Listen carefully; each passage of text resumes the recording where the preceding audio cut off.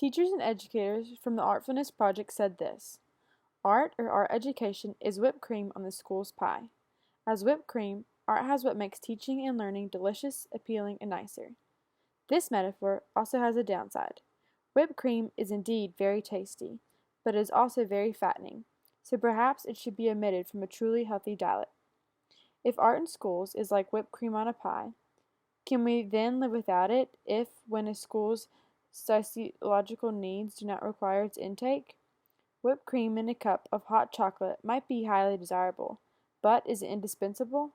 Developing this all things food metaphor, if the arts are like whipped cream, what healthy food do academic subjects correspond to? In a Northern European and Scandinavian culinary tradition, the answer is simple. The academic subjects are similar to rye bread, a good nutritional substance in everyday life. After reading this excerpt from a journal, it got me thinking, really, how does art fit into the classroom?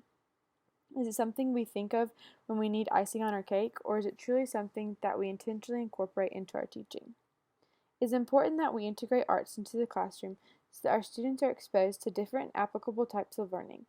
They become a more well-rounded and appreciative student, and they are able to have a firmer grasp on what they are learning.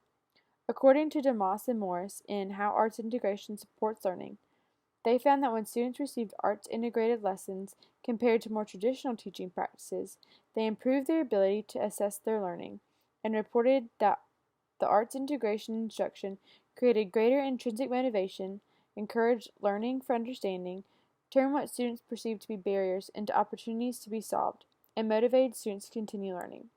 When students view learning as an opportunity to solve problems, their entire perspective has changed. Art integration is essential to this way of thinking because students can use art strategies such as improv, pantomimes, and clay modeling, just to name a few, as trial and error or problem-solving outlets. As a special education teacher, art integration is very important in my classroom. Because a lot of my students have trouble expressing themselves in inappropriate ways or at all, they are able to use dance, visual arts, or drama to do so. This provides them with a more structured outlet to convey their thoughts and feelings. Art is also important to integrate into my classroom because many of the students I teach grasp concepts when they have a situation or application to relate their learning to. With art, I can take any topic that I'm teaching and turn it into an opportunity for a skit, a piece of visual art to be made, a dance to help remember a cycle, or a song to be constructed using the knowledge that they are learning about. Arts integration is essential in the classroom for better understanding the content as well as better understanding each other.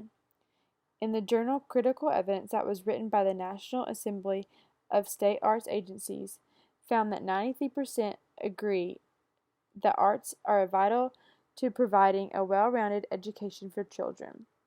If this number is true, why do we see so many schools cutting art programs when times get tough? As Sloan says in his research of making content connections through art integration, dwindling school resources, as well as pressure to meet the demands of No Child Left Behind Act, have led many schools to narrow their curriculum, leaving behind arts instruction. But through carefully designed integrated curricula, educators can still provide students with arts education. It is important that we remember that art is just not whipped cream on top of our pie or icing on our cake, but should be an essential ingredient mixed in to make a well-rounded and fruitful piece of work.